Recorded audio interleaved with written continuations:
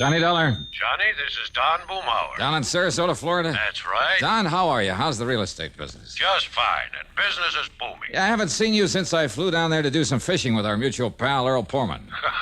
That one with his misguided sense of value. Now, what's that mean? Oh, he trips out to California all the time. And this time it looks as though he might stay out there. Don, I think all you Floridians are jealous of California. Now, Johnny, you think we'd ever admit it, even to ourselves? Be rank heresy.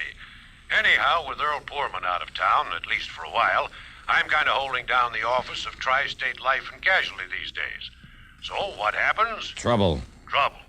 Client's name is Thomas Patterson. All right, what's happened? Somebody knock him off or something? No, not yet. But a few years ago, when he was living up in Jacksonville, well, Tom was the sole witness to a murder. Yeah? The killer was tried and sent to state's prison. Uh-oh. Huh? So now this killer's on the loose, and you figure Tom Patterson's life isn't worth a bag of beans. That's it, exactly. Want to come down here and see what you can do about it? Nope.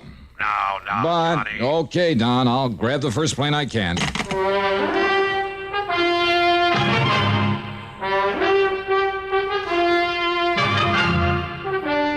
CBS Radio brings you Bob Bailey in the exciting adventures of the man with the action-packed expense account, America's fabulous freelance insurance investigator. Yours truly, Johnny Dollar.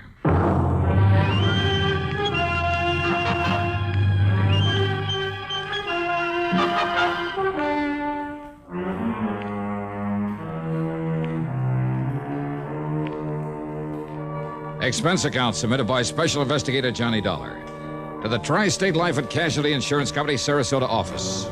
Following is an account of expenses incurred during my investigation of the deadly debt matter.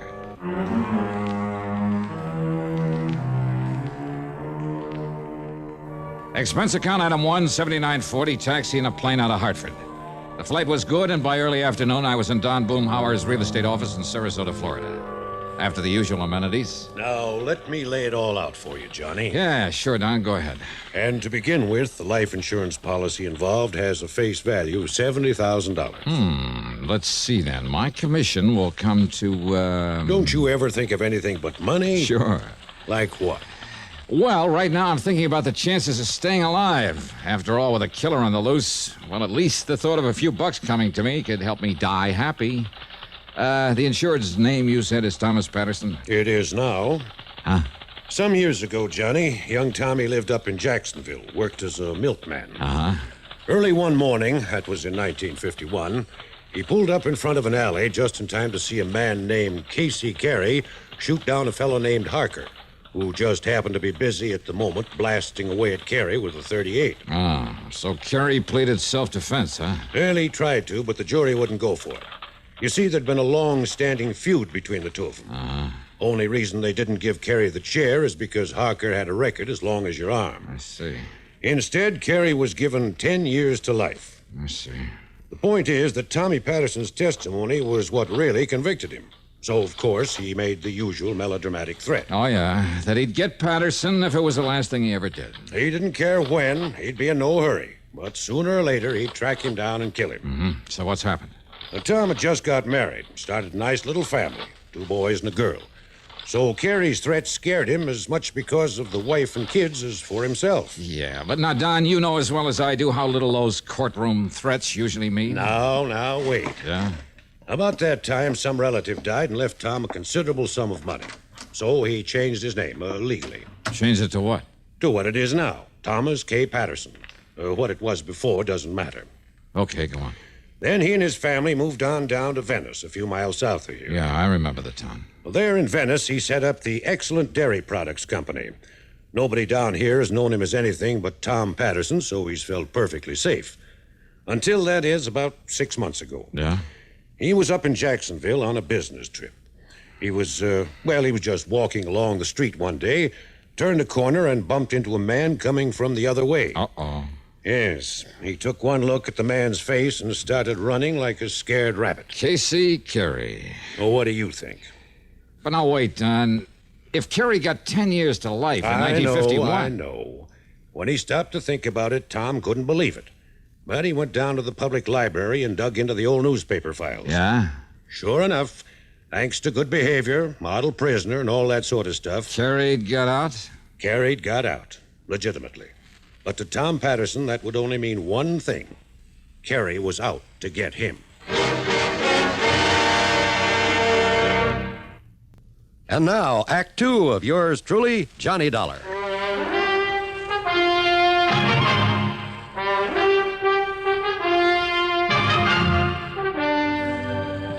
Now, wait a minute, Don. Yes, Johnny? Tom Patterson wasn't sure that Carey actually saw him, recognized him, huh? At the time, no. After all, Tom had only had a very brief glimpse of the man, and the man had made no attempt to go after him. Uh-huh. But he's sure now that it was Carey. Yes. All right, so what did he do? He drove on back to Venice, quietly bought himself a Colt 32 and got a permit to carry it. Did he tell the police why he wanted the gun? No. Of course, all along, Johnny, Tom had hoped that Carey hadn't recognized him. That even if he had, he wouldn't know where to look for him. But, now, Don, unless this man Carey has made some move against him... Now, just wait, Johnny. Okay, tell it your way. A couple of months ago, Casey Carey appeared and settled down in Venice. Oh? Yes, he rented a small house and got himself a job in charge of one of the filling stations on the trail. Well, that doesn't sound as though he moved in just to carry out his threat against Tom Patterson. Needless to say, Tom tried to avoid him. But now and then, when he'd see him on the street or forget and go past the gas station, it was Carey who'd avoid him. Pretend not to see him. Don... I know what you're thinking, Johnny. But just remember one thing. Yeah, what's that? Carey had made it plain right from the beginning that he was in no hurry to get back at Tom. I see. So you think he's kind of playing a cat-and-mouse game with him, huh? Just to build up the old fear in him, prolong the agony, maybe? What else? And believe me, he's succeeding. When Tom finally called and asked me to have you come here to protect him, he was almost a nervous wreck. All right, tell me this. Has Carey any brains, or is he just a typical dumb hood? He's in charge of a modern filling station for one of the big important companies. All right, then he must have too much sense to commit another murder. But if he can simply wear Patterson down with fright, maybe even drive him off his rocker... Johnny, Carey swore he'd kill Tom Patterson, and I'm convinced that he meant it. More important, Tom is. What do the police say? Well, Tom hasn't told him, in order to keep his wife and kids from finding out about it. That's a pretty small town, you know. If it weren't for his family, Tom would have just pulled up stakes and headed for Timbuktu. Don, if he's as scared as you seem to think... As I seem and to if think... there's no good reason for it... Well? Got an extra car I can use? Yeah, sure. The yellow one parked out front. Good. Here. Here are the keys. All right, thanks. What are you going to do? Drive on down to Venice to see Tom Patterson and the police. Item 2, 425 for a tank full of gas. In Venice, I found Tom Patterson in his office at the Excellent Dairy Products Company, about to leave for the day. What Don Boomhauer had said about him was true. He was just about beside himself with fear. And somewhat against his wishes, I hauled him over to police headquarters. Brad Younger, the chief, was most cooperative. But... Okay, Billy, let me know when he comes in. That's it. And yes, Mr. Dollar, I know all about Casey Carey. Oh? Then why haven't you done something about him? Now. Why have you let him settle down here in Venice? Now, just a minute, Mr. Tom. If you know who he is, that he's the man who's threatened to kill me... I said just a minute, Mr. Tom. Now, you just sit there and be quiet. Yeah, please. Go on with what you were saying, Chief. Mr. Johnny, I learned all about Carey from the big oil company he works for. All about him, including that foolish thing he said in court 9 years ago. All right, then. So I had a little talk with him, and we kind of kept an eye on him. Of course, only the boys on the force, and I know that. We weren't sure that Mr. Tom here knew about him being here or recognized him. Of course I did. There was no reason to scare him or that nice family of his. Very considerate, Chief. Considerate? What's considerate about letting a killer settle down here in the first place? Now, hold it, will you, Tom? But look here, Mr. If you Dollar. want help in this thing from me or the police or anybody else... Of course I do. Why else do you think I had Mr. Boomhauer send for All me? right, then let us handle it our own way. But don't you see- Otherwise, we'll be glad to back out. Just let you take care of it all yourself. But Well, All right, Mr. Dollar, I'm sorry. okay. So anyhow, Mr. Johnny, I'm convinced that Casey Carey is all right. He's forgotten his threat. And I tell you that he... No, Chief. I've got to have protection against him. Somebody to watch over me night and day. Tom, suppose Carey hasn't forgotten his threat to kill you. I'm sure he hasn't. And suppose Chief Younger were to give you protection for a while, in the hope Carey might try to make a For move. a while, did you say? That's right. He said he'd be in no hurry to get me. I know and that. And he's waited 9 years so far. He'll wait longer if he has to, but sooner or later he's... And what about my family? Excuse me, Chief, but here's that report you asked. Oh, okay, Billy, okay. I'll be through here in a minute. Yes, sir. Now, you're a very upset man, Mr. Tom. Well, wouldn't you be? And I see there's a pistol permit listed in your name. You have that gun on you, Mr. Tom? It's at home in my bureau. What about it? Now, don't you think it might be real sensible if you turn it in before you get excited and do something foolish? No. No, I don't. Why not, Tom? Because if you won't help me, then maybe I'd better help myself.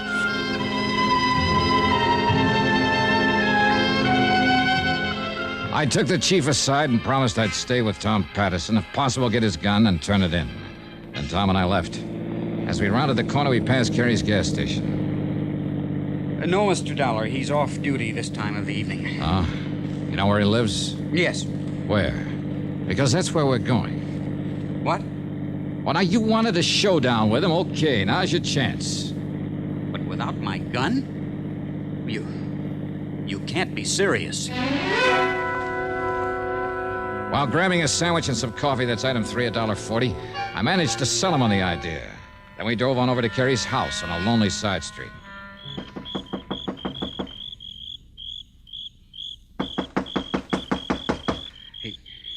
He must have seen me, Mr. Dollar, and he's probably waiting in there in the Ask dark. me, there's evil in there, mister. Huh? Yes? Oh, what did you say, ma'am? And who are you, please? I'm one of the neighbors, mister, that's what. And when I heard that shot in there You heard a while shot? ago, well, then I kind of thought about it for a while, and then I called the police. While we were sitting in that restaurant having... Come on, Tom, this door's open. There's got to be a light switch around here. Here it is. Mr. Dollar. Huh? This is Casey Carey? Yes, sir. Only... Yeah. Shot through the head. And it looks like about a 32. Tommy, isn't that the caliber of your gun? Why, well, yes. And where did you say it is? At home, in the bureau. Now, there's no use to lie about that. Well, Chief Younger. Sorry, Mr. Tom. I'm holding you for murder.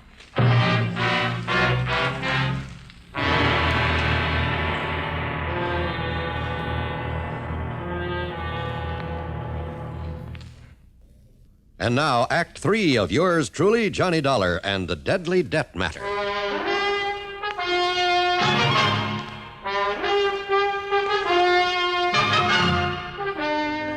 That's right, Mr. Tom. I'm holding you for the murder of Mr. Casey Carey. No, Chief, you're wrong. Am I? Looks to me like this is his dead body laying here, and I'd guess this hole in his head was made by a 32 caliber bullet. Chief Younger, look, And Mr. listen. Tom, that's the same as this gun of yours. So, here you are, Mr. Dollar. Here's a murder weapon. That's my gun. Where'd you get it? Mr. Tom, I hate to say this, but I had a feeling your coming to see me was a bluff. Bluff. Yes, sir. To make me think you hadn't yet done any harm to Mr. Carey here. Wrong, Chief. Am I? I had to practically drag Tom over here to see you. Well, then, let's just say he was more willing than he let on. That's not true. And when some woman phoned about hearing a shot out here, and young Billy Barker came in... Barker? One of my new boys on the force. When he laid this gun on my desk and the number on it checked out against your permit, Mr. Tom... Where'd you get this gun? Right where you throwed it off to the side of the road over toward Midnight Pass. What? That's right. If young Barker hadn't stopped to fix a tire on his squad car and stepped on it, it could have laid there forever, nobody the wiser. But I told you, I left it in my bureau at home. That just doesn't make sense now, Mr. Tom, and you know it. But it's true. So where were you after you and Mr. Johnny left me at headquarters? Well, I can answer I'll that, tell you where, Chief. Mr. Tom. You came over here and killed Mr. Carey and took the gun and throwed it off in the bushes. Wait, Chief Younger, listen. Yes, sir? Tom has been with me from the time we left you. Who? Yes. Well, then all that means is you killed him before you came to see me. No, Chief. And when the doc digs a bullet out of Carey's body, And I take it along with your gun up to the police lab in Sarasota. Mr. Dollar. And if they match up together... Tommy, it looks kind of bad for you, doesn't it? No, please. Listen. You better come along with me, Mr. Tom. Maybe Chief Younger was right. And when a report came back from ballistics that the bullet had come from Tom Patterson's gun, when Tom had no way of proving he'd left the gun at home, well, I still couldn't believe Tom had done it. Another thing, the neighbor woman had heard the shot only a little while before we got there. What's more, Carrie's body had still been warm. But instead of putting up a defense for Tom, I decided to play a real wild hunch that just might turn up Carrie's killer. Item 3 from a phone booth, 30 cents for a call to Don Boomhauer.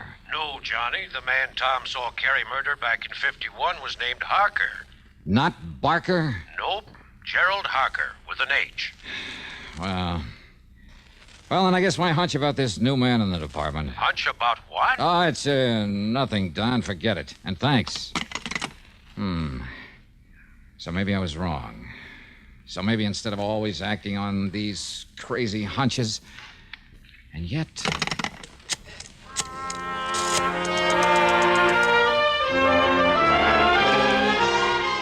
Item 4 was $1.10 for a call to Jacksonville to Mike Kirby in the city room of the Times-Press. And bless him, he came up with some mighty revealing information for me. And then he worked for a while on the police force, Johnny. Oh, they're in Jacksonville? That's right. Looked to me as though the boy was trying to live down the family reputation by putting himself on the side of law and order. Maybe. And a month or two ago, he handed in his badge and moved to... Hey, what was that maybe you threw in? About his being on the side of law and order? That's right. But, Johnny, if he was a cop... And here's another maybe. What? Maybe that boy still is. What? A cop. Thanks a lot, Mike.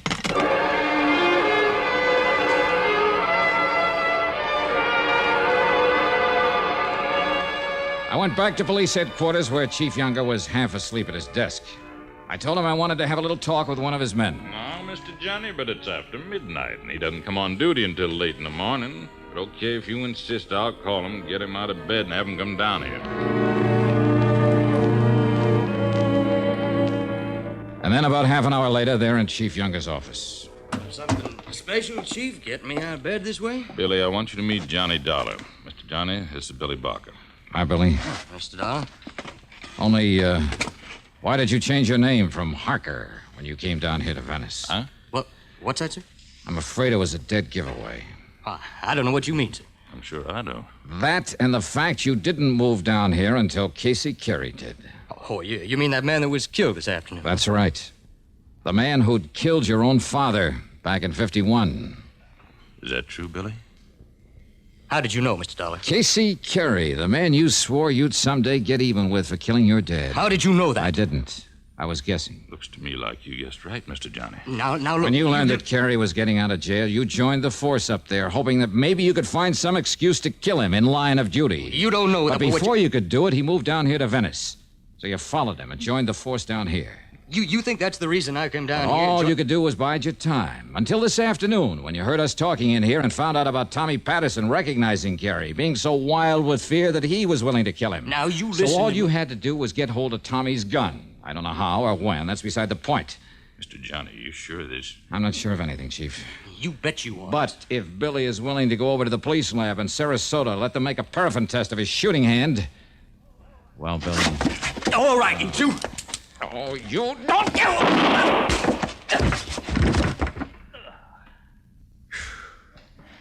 Chief, you want to let Tom Patterson out of that cell so he can go home to his family? Yes, sir. Right away. And thank you, Mr. Johnny.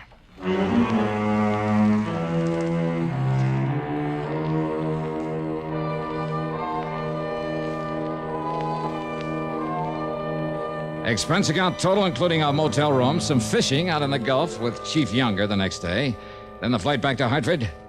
Call it $200 even. Remarks? The fishing was great. Yours truly, Johnny Dollar.